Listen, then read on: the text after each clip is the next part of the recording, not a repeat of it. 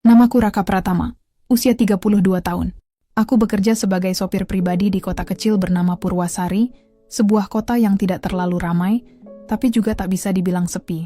Jalannya dipenuhi kios kecil, warung makan, dan hiruk-pikuk motor yang melintas setiap pagi. Aku bukan orang kaya, tapi aku selalu berusaha jujur dan bekerja keras. Istriku, Lina, perempuan lembut berusia 28 tahun, bekerja sebagai sekretaris di sebuah perusahaan properti. Kami sudah menikah 5 tahun, dan selama itu aku percaya sepenuhnya padanya. Setiap malam, aku pulang membawa oleh-oleh kecil, kadang roti, kadang hanya senyuman, dan ia selalu menyambutku dengan teh hangat. Rumah kami sederhana, berdinding semen abu-abu, tapi terasa hangat oleh tawa dan doa. Belakangan, ada yang sedikit berbeda. Lina mulai sering keluar malam dengan alasan pengajian ibu-ibu kantor. Aku tak pernah melarang. Aku pikir, siapa aku yang bisa melarang istrinya menimba ilmu agama? Tapi entah kenapa, ada rasa ganjil yang perlahan tumbuh. Entah karena caranya berbicara mulai dingin, atau karena parfum mahal yang menempel di bajunya saat pulang larut malam. "Mas, aku berangkat dulu ya. Jangan lupa makan malam," katanya suatu sore sambil tergesa menyalakan motor. Aku hanya mengangguk, tersenyum kecil, hati-hati di jalan. Sore itu, langit tampak gelap sebelum waktunya. Aku berdiri di depan rumah, menatap motornya yang menjauh, dan dalam hati terlintas satu pertanyaan yang belum berani kuucapkan. Benarkah dia pergi ke pengajian? Atau ada tempat lain yang ia tuju malam ini?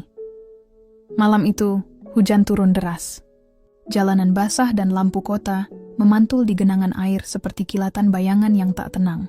Aku baru saja menurunkan majikanku di rumahnya ketika pesan dari temanku, Yudi, masuk. "Rak, kayaknya aku lihat istrimu tadi di parkiran Hotel Arwana." Dia bareng laki-laki berjas naik mobil hitam. Sekujur tubuhku langsung kaku, Hotel Arwana.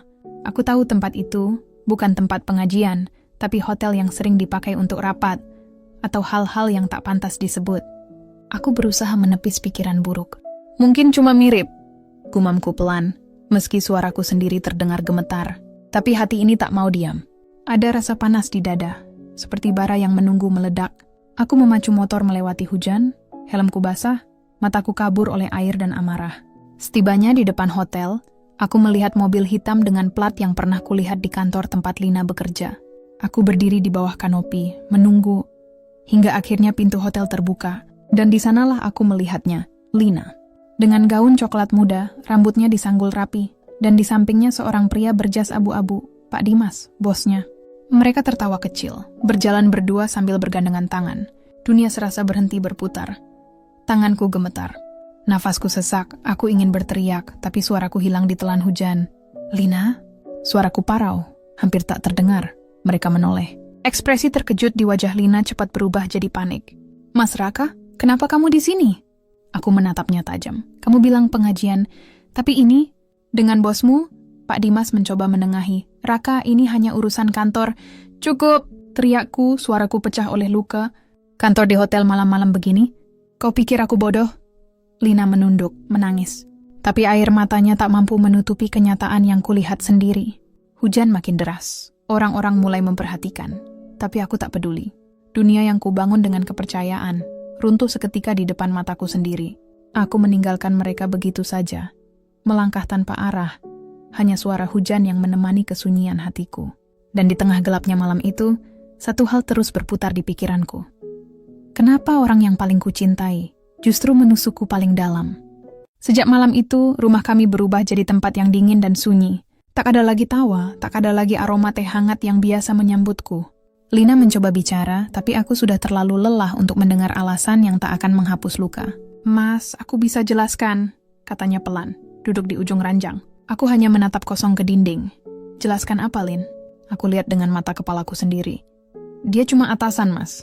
Kami ada urusan kantor." Aku khilaf kalau kelihatan begitu, tapi bukan seperti yang Mas pikir. Aku tersenyum pahit. "Khilaf di hotel, larut malam?" "Lin, kamu pikir aku ini orang tolol?" Ia menangis, tapi entah kenapa, air matanya kini tak berarti lagi. Hatiku sudah remuk, keesokan harinya kabar itu mulai menyebar. Tetangga-tetangga mulai berbisik di warung. Pandangan mereka menusuk seperti jarum tiap kali aku lewat. Di bengkel tempat aku biasa nongkrong, Yudi menepuk bahuku. "Sabar, Ra. Kadang orang salah langkah."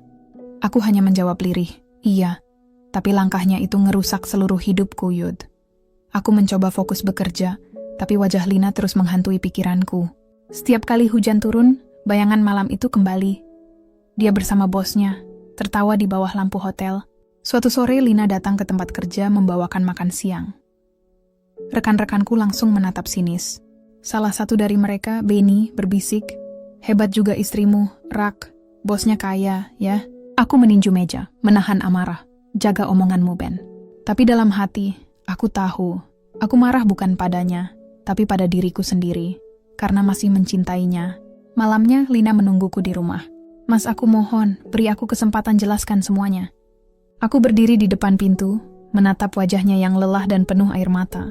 "Kalau benar kamu ke pengajian malam itu, coba bilang, ayat mana yang kamu pelajari di hotel itu?" Lina terdiam. Hanya suara jam dinding yang terdengar, memecah sunyi yang menyesakan. Aku keluar rumah malam itu. Di jalan sepi, angin berhembus dingin. Di kejauhan, lampu kantor tempat Lina bekerja masih menyala.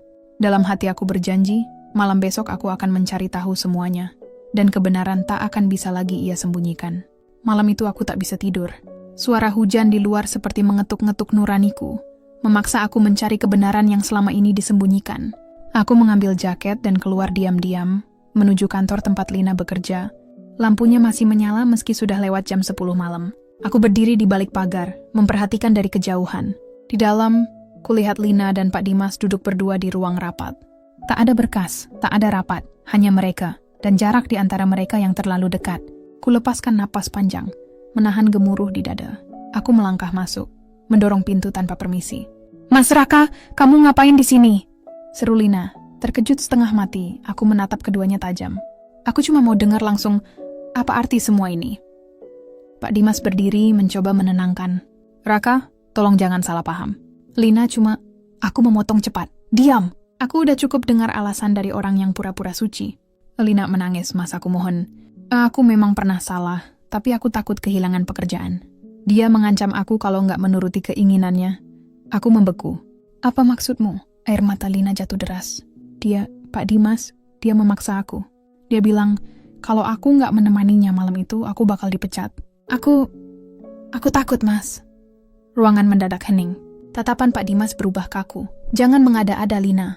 Kamu datang sendiri malam itu." "Tapi Mas Raka lihat sendiri," bentak Lina.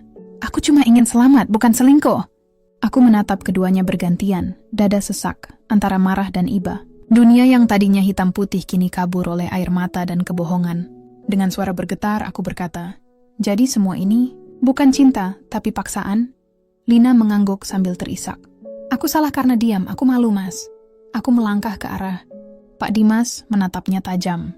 "Jadi ini caramu memimpin? Menginjak perempuan yang takut kehilangan pekerjaannya?" Pak Dimas mundur, wajahnya pucat. Aku mengepalkan tangan, tapi kutahan. Aku tak mau menodai diriku dengan kekerasan. Hari ini, aku mungkin kehilangan istri yang kupercaya. Tapi besok, kau yang akan kehilangan segalanya. Suara sirene patroli lewat di luar, seolah memberi tanda. Malam ini bukan akhir, tapi awal keadilan yang akan datang. Pagi itu, matahari terbit dengan cahaya lembut yang menembus tirai rumah kami yang mulai berdebu. Setelah malam panjang penuh tangis dan kejujuran, aku duduk diam di ruang tamu, memandangi foto pernikahan kami yang kini terasa seperti kenangan dari kehidupan lain. Lina sudah mengemas sebagian barangnya. Wajahnya pucat, matanya bengkak. "Mas," suaranya serak. "Aku tahu aku sudah membuat semua ini hancur. Aku nggak minta dimaafkan. Aku cuma minta, jangan benci aku." Aku menarik napas panjang. "Aku nggak bisa benci kamu, Lin." Aku marah, "Iya. Tapi benci enggak. Karena dulu aku mencintaimu terlalu dalam untuk bisa menanamkan kebencian." Ia menunduk meneteskan air mata terakhir sebelum pergi. Pintu tertutup perlahan, meninggalkan keheningan yang menggema lebih keras dari teriakan. Beberapa minggu kemudian kabar datang. Pak Dimas dipecat setelah beberapa karyawan lain berani bersuara. Ternyata bukan hanya Lina yang jadi korban.